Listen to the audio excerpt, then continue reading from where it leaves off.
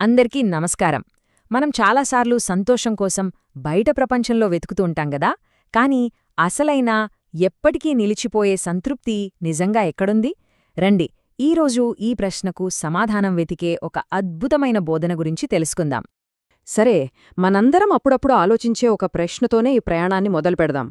ఈ బయటి మెరుపులు, మనమెంతో ఇష్టపడి కొనుక్కునే ఖరీదైన వస్తువులు, మనల్ని మనం అలంకరించుకోవడం, ఇవన్నీ మనసుకి నిజమైన శాంతినివ్వగలవా? ఏమంటారు? మన కథ ఒక పాత్రతో మొదలవుతుంది. అతని పేరు రోహన్. అతను కూడా మనలాగే ఈ బాహ్య ప్రపంచం అనే ఒక భ్రమలో, ఒక మాయలో చిక్కుకున్నాడు. చూడ్డానికి రోహన్ అద్దం ముందు నిల్చుని ఎంతో చక్కగా తయారవుతున్నాడు. మంచి బట్టలు, నగలు అన్నీ ఉన్నాయి. కాని ఒక్కసారి అతని కళ్లలోకి చూస్తే ఎంత లోతైన శూన్యం కనిపిస్తోందో, తనలో ఏదో అసంతృప్తి పెరుగుతోందన్న విషయం కూడా అతను గమనించలేకపోతున్నాడు. ఇక్కడే అసలు విషయం బయటపడుతుంది. బయటకు అలంకరణ, ఈ ఆడంబరం ఎంతగా పెరుగుతో పోతోందో, లోపల మనసులో అంతగా శూన్యం, అసంతృప్తి పెరిగిపోతున్నాయి. ఇదొక విచిత్రమైన వైరుధ్యం. కాని ఇక్కడే కథలో ఒక పెద్ద మలుపొస్తుంది. ఇప్పుడు దృష్టి అంతా అద్దం నుంచి ఆత్మవైపుకు మారుతుంది. మరి ఈ మార్పుకి కారణమేంటంటే ఆత్మశుద్ధీకరణ అనే ఒక శక్తివంతమైన ఆలోచన. అసలు ఆత్మశుద్ధీకరణ అంటే ఏంటి?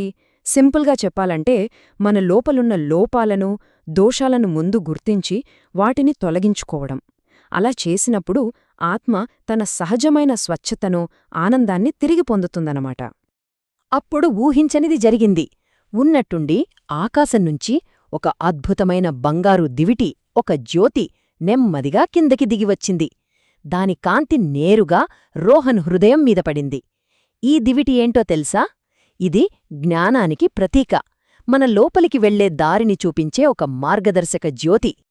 ఈ జ్ఞానం ఎక్కడ్నుంచి వచ్చిందంటే, కొన్ని దశాబ్దాల క్రితం పండిట్ శ్రీరామ్ శర్మ ఆచార్యగారు అందించిన ఒక అద్భుతమైన బోధన నుంచి. ఆలోచించండి, ఈ సందేశం ఇచ్చింది 1966లో.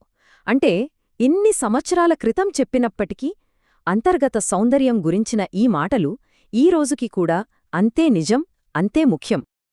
ఈ బోధన యొక్క సారాంశం అంతా ఈ మాటల్లోనే ఉంది.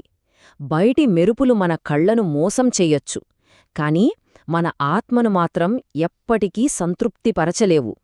నిజమైన అందం మన ఆలోచనల్లో, మన శీలం యొక్క దృఢత్వంలోనే దాగి ఉంది. దానిని సాధించే మార్గమే ఈ ఆత్మశుద్ధీకరణ. సరే, ఈ జ్ఞానం రోహన్ లోపలి ప్రపంచాన్ని ఎలా మార్చేసిందో ఇప్పుడు చూద్దాం. అజ్ఞానమనే కాంతి రోహన్ హృదయాన్ని తాకిన వెంటనే లోపల దుమ్ము పట్టి ఉన్న ఒక సాధారణ రాయి మెల్లమెల్లగా ఒక ప్రకాశవంతమైన వజ్రంగా మారడం మొదలుపెట్టింది. అదొక అద్భుతమైన పరివర్తన. ఇక ఇప్పుడతని బయటి అలంకరణలకి ఏ విలువ లేదు. ఎందుకంటే అతని లోపల నుంచి వస్తున్న ఆ వజ్రపు కాంతే అతని ముఖంలో ఒక దైవికమైన సంతృప్తిని నింపింది. ఆ వెలుగు ముందు బయటి మెరుపులన్నీ దిగదుడిపే. ఇంతకీ ఈ దివిటి, ఈ వజ్రం, ఈ కథ అంతటినుంచి మనం నేర్చుకోవలసిన అసలైన పాఠమేంటి? ఈ కథ నుంచి మనం మన జీవితంలోకి తీసుకువెళ్లాల్సిన 4 ముఖ్యమైన సూత్రాలు ఇవి. 1. మన నిజమైన ఆభరణాలు మన శీలం, మన ఆలోచనలే. 2. అసలైన పని మన లోకల ఉన్న తప్పుల్ని సరిదిద్దుకోవడమే. 3. మనసు స్వచ్ఛంగా ఉంటే ఆనందం దానంతట అదే వస్తుంది, దానికోసం కష్టపడక్కర్లేదు. ఇక ఆఖరిది, ఆలోచనల్ను, పనులను శుద్ధి చేసుకుంటూ మన శీలాన్ని నిర్మించుకోవాలనే సంకల్పం. ఈ కథ మనందర్నీ ఒక ఆలోచనతో వదిలివెళ్తోంది.